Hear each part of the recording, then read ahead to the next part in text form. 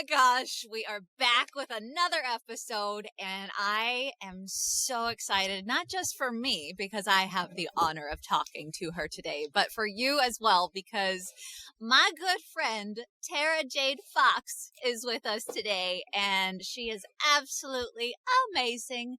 I often joke that she's my witchy sister, just the blonde version, and I'm the brunette version. Because she is just so bubbly and welcoming, and just we're like the same person, just not, if that makes any sense. But we are super duper excited to have you here with us, Tara. And if you could introduce yourself, tell us a little bit about you, where you're from, what you do, just so my good old listeners can get to know you a little bit better. Well, thank you so much for having me. This is so much fun. Yeah, it's been fun to test out all the new things and figure out the technology and stuff. Yeah. True. Yeah. No, it's super awesome. Super excited to be here and get to chat, and hopefully people are not like, wow, that's you. Yeah. If they're here, they already know what they're dealing with. They already know. Oh, okay. Well, you have been warned. So this is your content warning now. Go. Yeah. From here on out, you've been warned. So I'm Tara. I am based in Colorado, and I fly often to LA and Atlanta for work, and kind of wherever else the wind may take me. I kind of do a little bit of everything. So I'm a professional actor.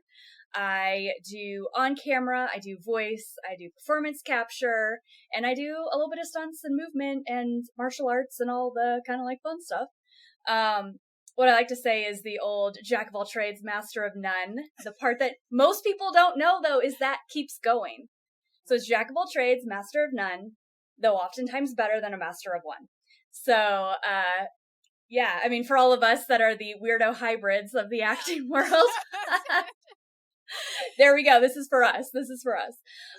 No, I like to do a whole bunch of stuff. I've recently added or gone back to, I've had experience in it before, but I'm going back to keynote speaking and creating some courses around that. It's funny. Originally I was like, I'm going to do some courses that aren't acting related, but then I keep having stuff pulling me back to the acting world. So I might have kind of like two, I've always said everybody should have an acting class. For multiple reasons. So for the non-actor people, and I have some stuff for the actor people, I love it. So, yeah. And that's why too, I'm so excited to have you here, is because you are so diverse in everything, like I feel like we are, a lot of the times as creatives, we tend to go on different paths and we like to do a little bit of everything. But when you look at it from a business standpoint, people always tell you, oh, but you have to do one thing. You got to stick to one thing or else it's not going to work. You're not. So I love the fact that you're here, because you are making it work. You're successful in everything you do and everything that you tackle, whether it's for a movie or on the PCAP stage, wherever you are. You make it work, and you find the ways to get the audition, to get the project, and become a part of that circle as a whole. So I freaking adore you for that, because a lot of people, they just won't do it. They'll give up and they'll say, I want to, overwhelmed. They get overwhelmed because they feel like they don't have like a direct path. So, they just get overwhelmed, and it just explodes and nothing pans out.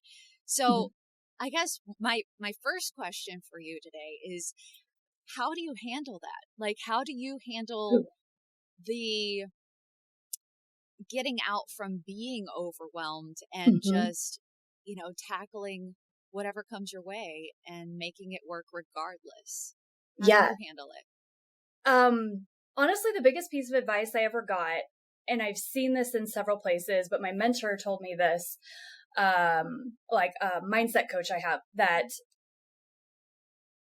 when you feel overwhelmed, put your thoughts on paper, journal, write it out. Cause so often we're like, oh no, I'll just think about it. But we know we've got like way too much going on. It's amazing how simple pen and paper is, but like real pen and paper, not typing, not texting. I mean, if that's all you have, use what you got, but like pen and paper and just like free write. Nobody has to see it. It's not going to get publicized. I mean, unless you do that, but, but like this is for you. This is your secret diary. You can have it with a lock or whatever, but like just sort, I mean, because it helps you sort out and you find out like what the root problem is. Cause usually there's like one big thing. Often the thing you think it is isn't actually the thing it is. Right. So I think that was the biggest thing that helped me is when I'm feeling overwhelmed, I've got like, 80 auditions and 2 hours to do it in, and I've got to pick up the kids, how do you make it all work? Sometimes you just have to sit with paper. Okay. Let's triage this, okay, this has to get done. And it's easy when it's in paper because your brain doesn't have to hold on to that concept. You can write it out. Here's all the things. This has to be done today. And you categorize it by priority. Has to be done. And usually you can narrow a list of 20 down to like 1 or 2, maybe 3. That's like, this absolutely has to get done today. And then after that, you do the same thing tomorrow. You just brain dump. I think that's the biggest thing is just brain dump. Yeah. Brain dump, get it out of your head on paper. Then you can see it. And when you can see it, it gives you more control over the situation versus like just this overwhelming brain fog. Absolutely. Kind of. Absolutely. And have you ever burned that shit? Have you ever just taken your paper and burned it? Yes. I'll do that for like, especially for like negative. Like, so if I'm having a situation I'm trying to figure out and I'm like, oh, it's just not going the way I want it to. Yeah. I write it down how my perspective, because everything's perspective, right? So I write down my perspective on it, negative, blah, hate this. And then I sit down, I bleh it out onto a page. Right. And then I go, okay, how do I prefer it? My mentor also does this too. Then you take a clean, separate page, not on the same page, not on the backside, clean, separate page, write out exactly how I want it to be. How in a perfect world, magic wand, bippity boppity booyah, here's how I want it to be. And then I go, okay, burn that crap, get it out. It's really windy where I'm at often, so sometimes I can't burn it. Safety first, tear it up, put it in a trash can, basically works the same way. As you're tearing it up, it's kind of like mentally releasing that perspective and going, I'm keeping the idea and the feeling. The feeling is always the important part. I want the feeling of, oh, this works out. Yes. This is positive. I like this. This is how I want to feel. This positive, this feeling. I have that feeling as I'm ripping, as I'm burning. It's like, get it out. Yeah, get that shit out of the system. Get it out. That's what it is. It's shit. It is just garbage. It doesn't serve us at all. And yet we hold on to it so bad. And it is so hard to release it. So like you said, when you write it down and like, I'm not good enough. I'm too old. I don't have the right connections, blah, blah, blah, like all just noise inside the head of preventing you to chase your dreams, to really chase them. Yes. And when you actually just dump it all out and just release, like get rid of it, say goodbye as you're ripping it or burning it alive, you're letting it go. It's so therapeutic too, because it's just, you're holding on to those nasty burdens and it's holding you back, like literally holding you down and back and just in this stenchy, nasty aura place, and so I love the fact that you do that and you, suggested that because it does. It helps. It helps. So much. It helps. So much. Yeah. And I mean, sometimes it's hard because like if you're really in it and you're writing it out, you know, sometimes it is hard to flip the perspective.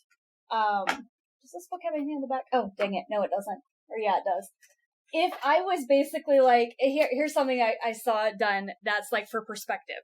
Uh-huh. If I'm looking at a book and I'm going, hey, there's writing on this book. Yeah. Do you see writing on this book? See, I don't. What do you mean there's writing on this book? Yeah. There's writing on this book. Yeah, but I can't see it. It's perspective. Exactly. It's perspective. Yes. Fuck yes. Yeah. So if you can't see the other side of the book, so to speak, take the negative every point. You know, I don't have the right connections. I want you to write on the other side. What if I did have the right connections? What if I did? Mm-hmm. And what if I did? Right. It changes everything. It changes everything. And then what can you do to get the connections? Mm-hmm. You know, it's like, there's things you can do. Exactly. To start getting the connections. Yes. So I freaking love that. It's so true. Yeah. Yes. So many people, they just stick over to the other side of, I can't see it. So it's not a possibility. Well, sometimes people love a pity party. They do. Like, let's be honest. Some people like the victim mentality because if you're like, oh, my life sucks. I mean, how often do you have somebody, you're like, hey, how are you? And they're like, oh God, it sucks. And you're like, me too. Yep. And how easy it is to get in that trap. It is so easy. It's so easy. I mean, we're all guilty of it when you're like, yeah, you know, I did have a late night last night. Instead of being like, no, I'm super excited to be here. Yeah. You know, find the things you're grateful for. I know, but it's so hard. And it's actually funny because I started rewatching the Bates Motel again, the whole series. Mm-hmm. And Norma, you know, in Norman's brain, he's seeing Norma. And in this instance, there was like a moment where she said, well, we're human. We're just like something about being a creature of complainers, you know, something like that. I'm like, oh my God, that's so true. Like we will dwell on the, I'm going to complain about something versus bringing it up to a positive, you know. I mean, it takes something. It takes something to, I mean, because it's a choice. And it is the harder choice. Absolutely. Because sometimes you're like, dude, I just want to sit here, wallow in my stuff and watch Netflix. It takes something to be like, dude, it's hard, and I want to do something about it. I want to go for a walk outside. I want to breathe, you know, like the power of just taking a couple deep breaths of just like how invigorating that is. But I mean, it takes something to consciously go. Why that is, I'm not sure, but it is the harder choice. Yeah, absolutely. It's the harder choice. Absolutely. And so that brings me to the next thing. So, you know, you and I are very similar in like always working our mentality and keeping up on the positive side versus bringing ourselves down. Like, so in that sense, what do you do when things are slow? And you're not booking anything and you're not getting, and you're not, like, how do you prevent yourself from going down that spiral of the slow periods and the rejections and just not booking anything? First off, I'm going to get off my foot because it's falling asleep. Oh, crap. Yeah, I always sit on it and I'm like, this is going to be bad in about 10 minutes. Second of all, I'm sitting on my foot right now. Yep. See, time adjustment. Okay. No, I mean, that's a really good question because it differs, on the time period of my life and in what I would do. Currently, I've been learning a lot about the casting side. I've been learning a lot about the directing side, and I've been doing a lot of stuff in that. So I would say first and foremost, how, I'm going to say random it is you get a booking. Because of how specific, you could be the best actor and not get the part. It has less to do with your ability and more to do with who you are, like your essence of who you are. Because I could be the best person for a part in your short film. But if you're like, no, I really wanted a tall, gorgeous brunette hair person, so of course you're going to take that part. You know, I would never be right for that part. Right. And that's just the thing. But that's how the industry works. So when it's really not a rejection in terms of going, they're not looking at you being like, you as a person suck. Yeah. I hate your self-tape. I hate your acting. I hate your face. Like it's not that. Yeah. It's not that. And I think once you could, and this is where I think, like, if you can get around some casting directors, they really try to talk about, because they love actors and they're like, we love you. And especially if you have the same casting director, and you're constantly getting auditions from them, that's huge. That means they like you. Yeah, exactly. You may have never booked with them in, 5 years, but if they're constantly bringing you back, they're going, we love this person. We know they do good work. Their self-tapes rock. We love them. We know there's going to be a part for them sometime. Sometime they're going to be right. But that's the thing, is you're going, it's the perfect alignment. Yeah. Of stuff. And then we've all heard the crazy stories of going, hey, we had this idea for a character, but this person came in and holy crap, did they knock our socks off? And we're like, I don't know what this is, but I want this, all of this. Right. And what is that? That's essence. That's the soul. So we're not portraying a skin of a character. We're portraying the soul of a character. And that's where they're looking at your soul. They're looking at your essence. What is the flavor you bring to the table? Because we could be going for the exact same part. Yeah. Why is it different? You could say, yeah, it's the choices. You made this a question. I made it a statement, yada, yada, yada. But it comes down to how you embodied, how you defined the soul of the character versus how I defined the soul of a character. Oh, yeah, absolutely. Some people call it the spine of a character. Yes, that is true. And I've heard the spine. I've heard a spine before. Yeah, also, Tara and I are book buddies. So, like, we will read the same books all the time and just, take notes and discuss later. So, it's fantastic. If you do not have a book buddy, I highly recommend you get one immediately. Get the book buddy. And with that said, with what you, all of that, like, right? The essence of the character and everything involved. Do you also think that actors tend to place them in their own bubble and not just let go? And yes, because they're like in this fear. They're in the fear of, am I pleasing the casting? Am I pleasing, instead of just trusting themselves and letting it go and doing whatever the fuck they want? Because were you in my last thing I did? Was I? No, this is literally the direction I have gotten. Really? Because, well, and it depends on the person. It depends on the director. I've gotten to work with some fabulous directors. I know. You know, that are like actors, directors, and they are comfortable and okay with giving room, I'll say. Yeah. Because there's yes, sometimes there's marks you have to hit.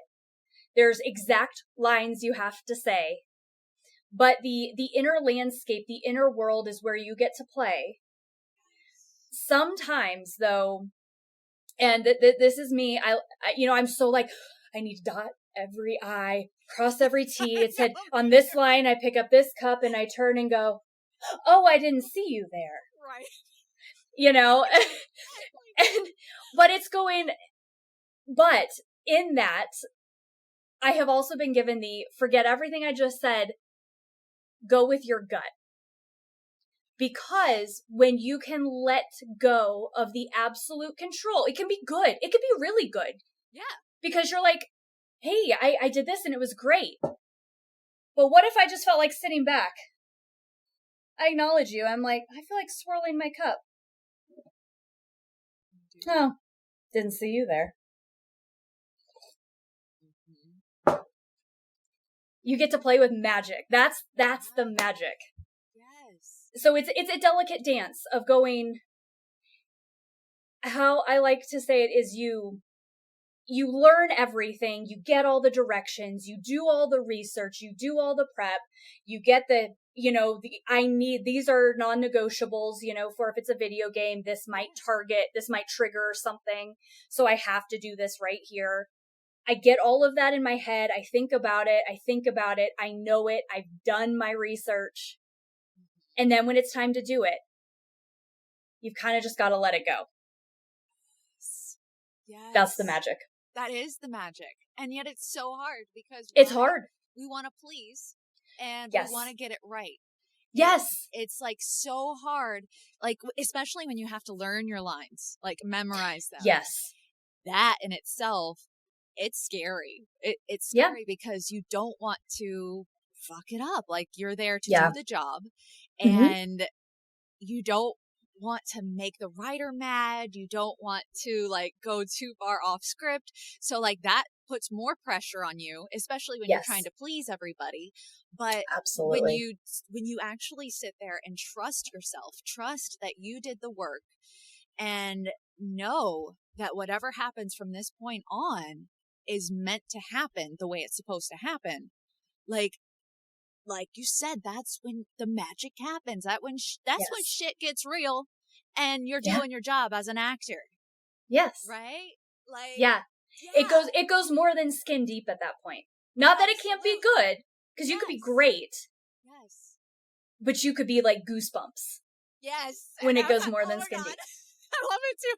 Like, okay, my people who come on here, they know how I always talk about the goose pimples. Yes. Always. And I was just getting goose pimples when we were talking, and you just said that. So I'm like, okay, goose pimples. It's all about the goose pimples. It's all about them. If you take away anything from today, it's all about the goose pimples. I'm just saying. There's my absolute favorite saying, and I've asked her if I can tattoo it. Andrea Toyas. Andrea Toyas, she's the head casting director for all of Activision, Blizzard, World of Warcraft, all those things. Yeah. She says, chase the chills.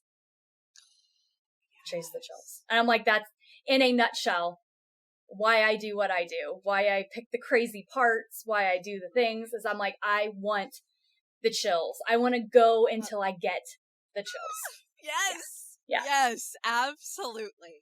Oh my gosh, I love it so much.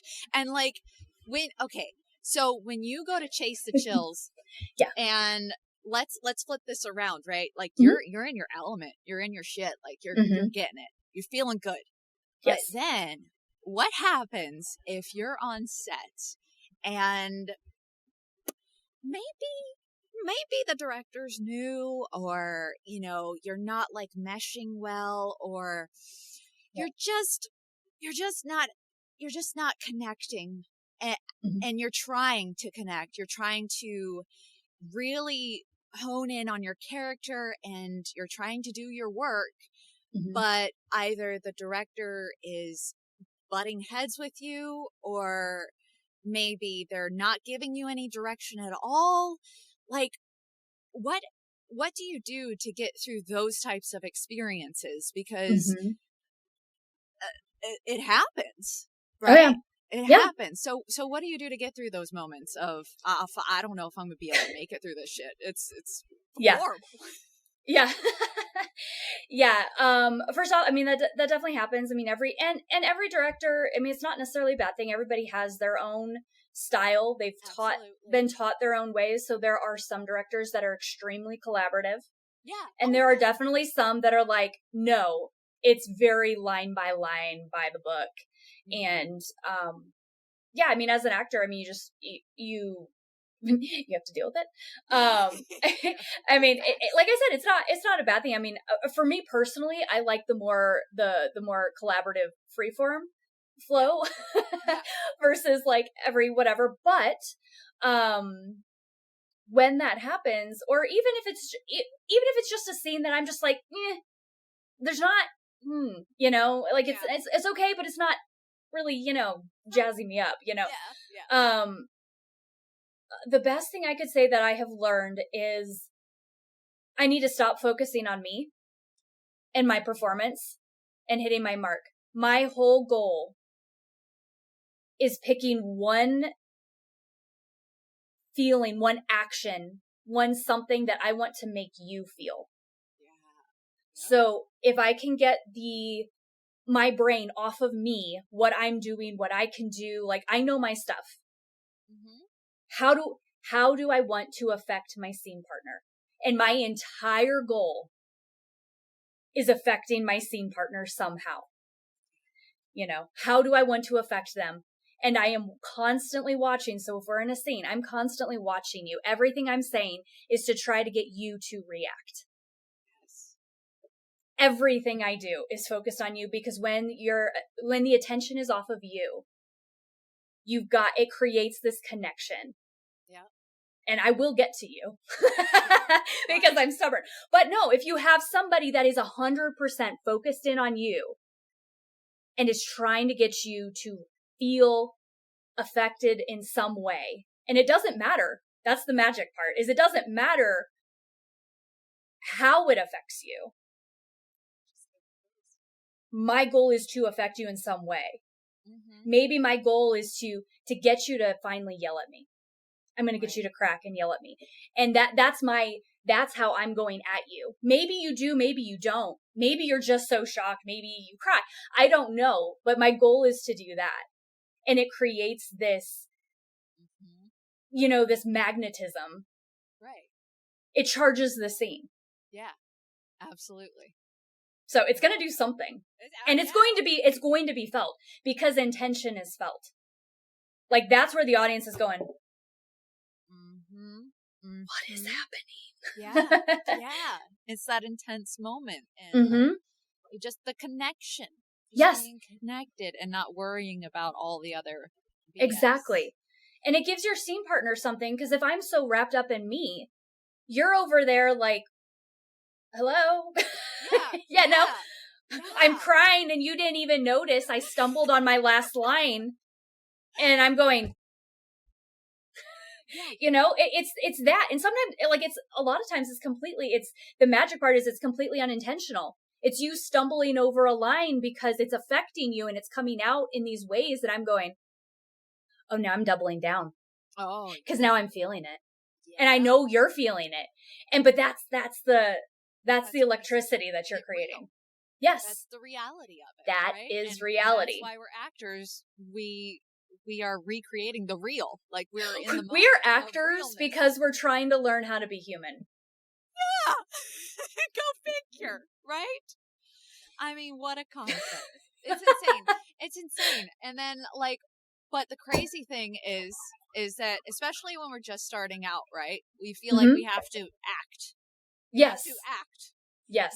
You know, and it's like, no, you just have to be. You have to be in the moment. That's it. Act. It sounds so simple. More. But yeah. I mean, that's the thing they say. Casting, if they say one thing, it's we want to see you. We want to see you. And like, that's been like such a mind bender, because you are so like, but the casting side said this. So I'm a prim and proper. Instead of being like, this is a character outside of myself, you're going, who am I in this character? Right. Because the best thing I have to sell is myself. That's it. Nobody can be me. Right, wrong, or indifferent. Maybe that's lucky for all of you guys. But no, I mean but that's the same thing for everybody. That's the best thing we have, because nobody can be yourself. You are your secret sauce. Exactly. I mean, we can do the whole, what is it called? when we're not like mocking people, but like impersonations. That's the word. Yeah. I was literally just thinking about that too. You could do that. Impersonate, sure. Yeah. It's not going to be the same. You're never ever going to be somebody other than yourself. You are your true self. Let Exactly. it shine. Let it shine. Exactly. You're beautiful Yes. just as is. Your work Exactly. is beautiful. You're beautiful just as is, period. End of discussion, you know? Yes. So, And there's that like quiet confidence that comes from that when you're like, hey, this is who I am. I know who I am. I like me. I'm proud of me. That alone, if you say those three things right before you do a slate, hey, I'm Tara Jade Fox. It changes your slate. And I tell you that, like, a lot of people don't think the slate matters, but there's a lot of casting directors that I've heard that are like, the slate is where they see you. They see your nervous tics. Yep. They see, are you, I've gotten this before, are you overly smiley? Because you're like, I just want to be happy, and I'm such a happy person, and I'm so fun to work with, and this is like amazing. And you're going, do you believe any of that? Yeah. No, they're like, what are you covering for? You know, and I mean, that's actually been like life changing for me in slates, is not being like, I have to be bubbly and be like, hey, I'm so fun. You know, I can just be like, hey, yeah, what's going on? This is who I am. Yeah. And it's a game changer. It really It is. And you mentioned like being in yourself, you know, like the confidence aspect of it is truly just, that's where it's at. Like being able to tell yourself those 3 uplifting messages at the beginning of your audition and going into it and actually believing it's true. Because that's the key. You have to believe it. You can say it all you want, but you have to believe it. Feeling is the secret. If you don't feel it, keep saying it until you feel it. Yes. Once you feel it, slate. Yes. Yeah. Hit record. Say your things. Feel it. Hi. That's it. You just have to. You have to. It's honestly, so that is the elusive charisma. Elusive charisma is absolute confidence. I agree. I am who I am. I see who I am. I love who I am. I see you. You're amazing. And I love you just as you are too. That is charisma. Giving love back. Giving love back too. Yes. Yes. Yes. Yes. Yes. Grateful. Confidence. Giving. Oh, that's why I love you so much. I'm like, I'm going to need to listen back to this podcast. I'm like, I should have been taking notes on my stuff. Right? Like, you're full of good ideas. Oh my gosh. Oh, this is just tea, I promise. Yeah, same. I haven't spilled it all yet. And by the way, like I learned this from one of my great mentors. I put like sticky notes like and stickers on my cup. Yes. And like I have sipping abundance on my cup. Yes. You know, if I like, go ahead. Oh, as I say, if I ever get a to-go cup, I write all over the to-go cup. And all you need is a sticky note. Like, just a simple little sticky note. You don't have to have stickers and all that, but you know me. I use highlighters. Because, I mean, what actor doesn't have highlighters in their bag? So I'm like, highlighter. Oh yes. Brilliant. So, with all that said, what is one piece of advice that you would tell somebody, whether they are, you know, younger or older, and they're just starting out on their career and their journey as an actor? What's the one piece of advice you would give them moving forward into this? Ooh. The only way you fail is if you quit. Because it's it is a journey. I mean, like we've talked about, it's a journey. It's ups and downs. You have waves, and I mean, it's like a weird rule when you book multiple things together. Then you know, like sometimes like it's waves. The industry is waves. People are waves. You know, agencies have waves. Like it's waves, and you just get to ride the waves. Work on you. Have fun. Do what you love. Chase the chills. Yes. Oh, I love it. I love it. We're going to have to totally, just quote you on that. Oh, I love it. I freaking love it, Tara. And what we're going to do now, just for funsies, I started this last podcast, but I loved it so much that we're going to do it again. Except I changed it up, right? I got a little abundance card deck, right? Oh, yeah. And so we're going to pull a card today. Oh, and lovely. Whatever it may be, we're supposed to hear it. Yeah. And then maybe we'll give our insight on how we feel about the card or something like that. Riff on the card. All right. Make it a good one. Make it a good one. Pick the card, Tara. Pick good the vibes. Card. Good vibes. Okay. Good vibes.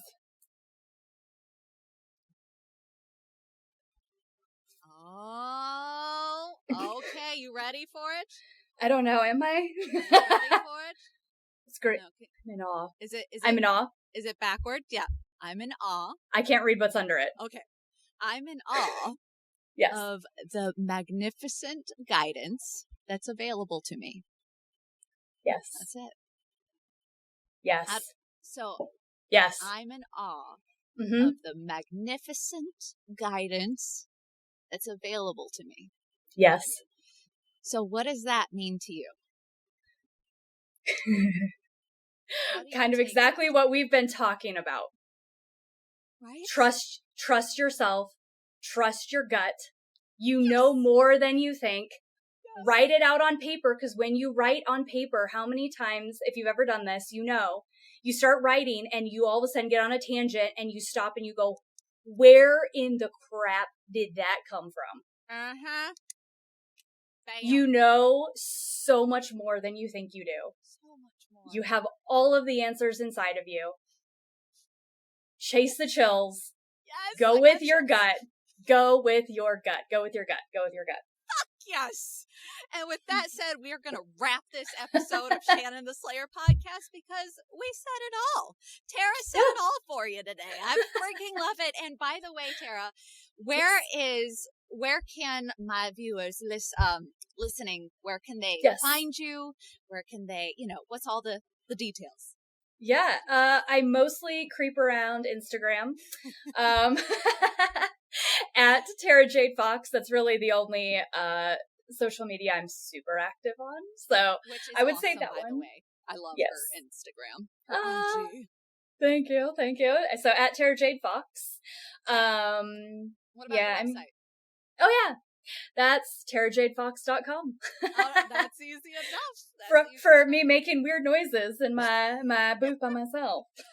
Oh man, I love it so much. I love you. You have no idea. Thank you so much for your time and just your beautiful lightning energy and just being here with us today, because you truly are such a beautiful soul, and your performance and everything that you do is just beyond amazing. And I love you to pieces. And I just am so thankful and happy you are my first ever guest on the podcast. Thank you. No, thank you so much.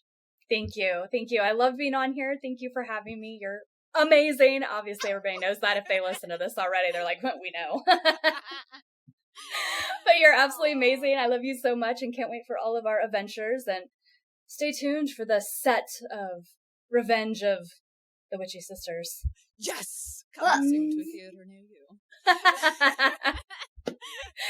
I love it. Well, thank you so much. And everybody, thanks for listening. And as always, please don't forget to subscribe, like, comment, and share with somebody who you think might need to hear this today. I appreciate you. Love you to pieces, and can't wait to see you next time.